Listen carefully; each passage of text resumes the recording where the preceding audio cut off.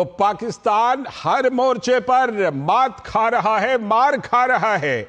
लेकिन सबसे पहले हम आपको दिखाएंगे कि किस तरह पाकिस्तान की नापाक कोशिशें हुई लगातार और किस तरह से मुंह तोड़ जवाब भारत के शौर्य ने दिया है ऑपरेशन सिंदूर के बाद। तो ऑपरेशन सिंदूर की मार के बाद बौखला गया है पाकिस्तान। भारतीय सीमा पर लगातार गोलीबारी उसने की है, लेकिन भारत के एयर डिफेंस सिस्टम ने पाकिस्तान के कई हवाई हमलों की कोशिशों को, लगभग सारी कोशिशों को नाकाम कर दिया भारत के एयर डिफेंस सिस्टम ने। और फिर जब पाकिस्तान इस तरह की हिमाकत कर रहा है तो भारतीय सेना भी जबरदस्त जवाबी कार्रवाई कर रही है। लेकिन पाकिस्तान का एयर डिफेंस सिस्टम जो था वो फिसड्डी खिलौना साबित हुआ, क्योंकि भारत ने उनके एयर डिफेंस सिस्टम को ध्वस्त कर दिया। भारत के एयर डिफेंस सिस्टम को तो वो नहीं भेद पाए, लेकिन भारत ने उनके एयर डिफेंस सिस्टम को ध्वस्त कर दिया। लेकिन पाकिस्तान की जम्मू कश्मीर, पंजाब, राजस्थान और गुजरात में मिसाइल हमले की कोशिश को भारत ने नाकाम कर दिया। पाकिस्तान बाज नहीं आ रहा, लेकिन भारत लगातार उनकी कोशिशों को नाकाम कर रहा है।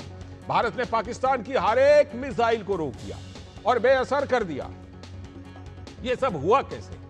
यह सब मुमकिन हुआ प्रधानमंत्री नरेंद्र मोदी के नेतृत्व में। पिछले 11 वर्षों में जो भारत ने एयर डिफेंस सिस्टम जो अपना बनाया है, उसी की तो ताकत दिख रही है अभी पाकिस्तान के साथ इस लड़ाई के दौरान।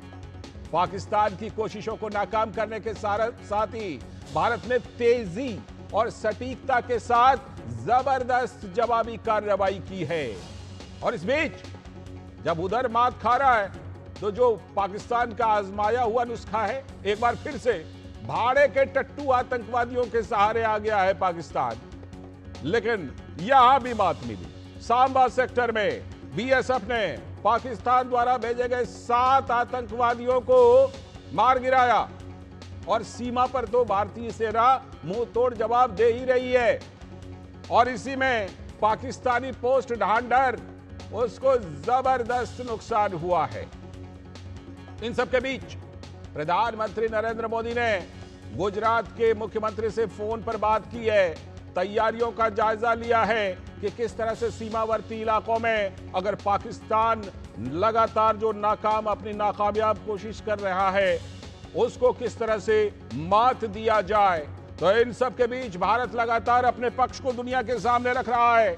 विदेश सचिव विक्रम मिस्री ने पाकिस्तान के हर एक झूठे दावे का खंडन किया है। Civilians were killed in these attacks. I wonder what message this picture actually sends to all of you. This is a question that is worth asking. It's also odd that the funerals of civilians are carried out with the coffins being draped in Pakistani flags and state honors being accorded. As far as we are concerned, the individuals eliminated at these facilities were terrorists.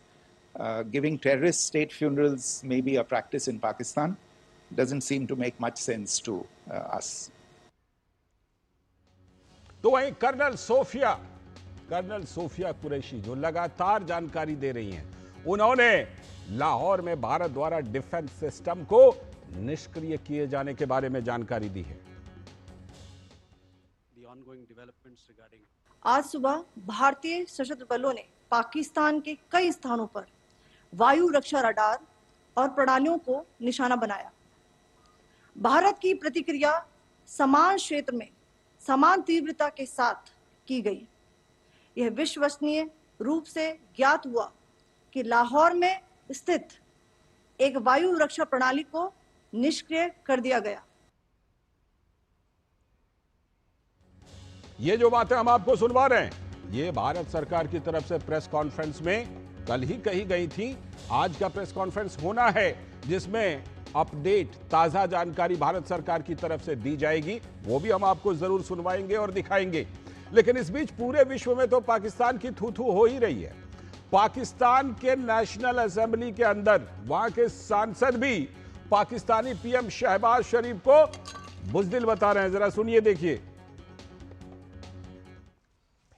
अगर शेरों का लश्कर उसका सरदार गीदड़ हो तो वो नहीं लड़ सकते, वो जंगे हार लेते हैं। लेकिन जब आपका वजीर आजम, जब आपका लीडर बुज़दिल हो, वो मोदी का नाम ना ले सके, उसको आप क्या पैगाम दे रहे बॉर्डर पे लड़ने वाले उस जवान को? सुना आपने, ये पाकिस्तान के सांसद है, और कल हमने आपको दिखाया था कि पाकिस्तान के एक सांसद इसी नेशनल असेंबली में रो रो करके दुआ कर रहे थे। लेकिन आप ऊपर वाले से दुआ करते हैं, ऊपर वाले भी नेकी का साथ देता है। पाकिस्तान नेकी को छोड़ चुका है। आज इसी पर बात करने के लिए कि किस तरह से पाकिस्तान की कोशिशों को नाकाम किया जा रहा है और किस तरह से भारत लगातार जबरदस्त प्रहार कर रहा है ऑपरेशन सिंदूर के तहत, इसी पर बात करने के लिए हमारे साथ हमारे दो संवाददाता ग्राउंड जीरो पर मौजूद हैं। मेघना देव हमारे साथ गुजरात से और अमृतपाल सिंह हमारे साथ जुड़ चुके हैं भारत पाकिस्तान बॉर्डर से, और साथ में हमारे साथ जुड़ चुके हैं रक्षा मामलों के विशेषज्ञ भी लेफ्टिनेंट जनरल राजीव चोपड़ा जी। बहुत बहुत स्वागत लेफ्टिनेंट जनरल राजीव चोपड़ा जी आपका। मैं आपके पास आऊं उससे पहले जरा अपने संवाददाताओं से ग्राउंड रिपोर्ट और अपडेट ले लेता हूं। पहले मैं अमृतपाल सिंह आपका रुख कर रहा हूं, यह बताइए कि किस तरह से जो पाकिस्तान की कोशिशें तो उन्होंने बहुत की अमृत, कि भारत के कई जगहों पर 15 से भी ज्यादा जगहों पर उन्होंने कोशिश की कि हवाई हमले किए जाए मिसाइल के जरिए, लेकिन भारत का एयर डिफेंस सिस्टम उम्मीद से भी ज्यादा कामयाब नजर आया अमृत, क्योंकि कई जगहों से जो पाकिस्तान के मिसाइल के हैं उनके मलबे, उनके टुकड़े कई जगहों से मिलने चालू हैं। अमृत। जी बिल्कुल लालचंद्र, परसों की रात और कल की रात भी उन्होंने पाकिस्तान की तरफ से मिसाइल्स, रॉकेट लॉन्चर से रॉकेट्स और कुछ ड्रोन्स अटैक्स किए गए, जो जैसे कि आपने बताया कि यूएस जो अनमैन्ड एरियल सिस्टम है, भारत का एयर डिफेंस सिस्टम है, उसने उनको न्यूट्रलाइज किया। S-400 सिस्टम्स ने उनको न्यूट्रलाइज किया। इनफैक्ट आकाश जो इंडिजिनस सैम हैं या सरफेस टू एयर मिसाइल्स हैं, उनको यूज़ करके इन टारगेट्स को न्यूट्रलाइज किया। इनको हवा में ही न्यूट्रलाइज कर दिया गया। भारतीय जो इंटेंडेड टारगेट्स थे उन पर हिट नहीं करने दिया गया। तो जाहिर है कुछ मलबा पंजाब के जहां मैं हूं मौजूद उसके बॉर्डर इलाकों में गिरा। गुरदासपुर, पठानकोट, अमृतसर के कुछ इलाकों में ये मलबा गिरा। भारत की फौज, भारत की BSF और यहाँ की जो बॉम्ब डिस्पोजल स्क्वाड्स हैं जो राज्य सरकार की, वो वहाँ पहुँची और उनको ये चेक किया कि इसमें से कुछ लाइव एम्यूनेशन या लाइव मिसाइल्स तो नहीं हैं, उनको डिफ्यूज़ करने की ज़रूरत तो नहीं है। तो वो मलबा इकट्ठा किया गया और रिमूव किया गया। तो क्लियरली अगर आप जगहें देखें जिन पर अटैक किया गया, चंडीगढ़ जहां आपकी वेस्टर्न कमांड है आर्मी की, बठिंडा जहां आपकी 10 कोर है, जलंधर जहां आपकी 9 कोर है, अमृतसर, पठानकोट, चंडीगढ़ जहां आपकी ट्रांसपोर्ट हब है, एयरबेस है, आदमपुर जहां आप जो आपकी एयरबेस है, इन जगहों पर तो क्लियरली उनका मकसद था कि इंडिया की मिलिट्री इंस्टॉलेशंस और सिविलियन जो रहायशी इलाके हैं उन पर अटैक किया जाए। पर भारत के जो मिसाइल सिस्टम्स हैं उन्होंने उनको नाकाम किया, ध्वस्त किया। जी बिल्कुल। मैं लौटता हूं आपके पास। हमारे साथ हमारे संवाददाता अश्विनी मिश्र भी जुड़ चुके हैं श्रीनगर से। मैं अश्विनी का रुख करता हूं, उसके बाद मेघना के पास भी आऊंगा। अश्विनी, जरा बताइए कि किस तरह से ये पाकिस्तान के ऊपर दोहरी मार कि एक तो जो उन्होंने हमले की कोशिश की, मिसाइल हमले की, हवाई हमले की, वो सारे के सारे हो गए फुस, क्योंकि यहां पर भारत के एयर डिफेंस सिस्टम ने उनको जमींदोज कर दिया। और दूसरी तरफ जो उनका एयर डिफेंस का दावा था उसको भारत के हमलों ने पूरी तरह भेद करके कई जगहों पर जबरदस्त नुकसान पहुंचाया है। तो ये पाकिस्तान पर दोहरी मार, अश्विनी, क्या कुछ आप बॉर्डर पर देख पा रहे हैं? जी लालचंद, मैं आपको बॉर्डर के दृश्य भी दिखाऊंगा। LOC से सटा हुआ ये क्षेत्र है जहां पर पाकिस्तान ने सीज फायर वायलेशन के तहत इस यहाँ पर इस मकान को पूरी तरीके से नुकसान हुआ है, ध्वस्त हो गया है। ये मकान आप देख सकते हैं। मैं उड़ी में हूँ, उड़ी का ये मकान है जो उड़ी और बारामूला को जोड़ने वाला राजमार्ग है, उसी पर अवस्थित है ये। और इसके अलावा जो आप मैं दिखाऊंगा कि पीछे जो गांव है वो दृश्य यहाँ से नहीं दिखाए जा सकते क्योंकि बारिश हो रही है और काफ़ी बादल हैं। तो बगल का जो झेलम पार करने के बाद का जो गांव है वहाँ पर हैवी मोर्टार शेलिंग हुई थी, हैवी आर्टिलरी से फायरिंग हुई थी।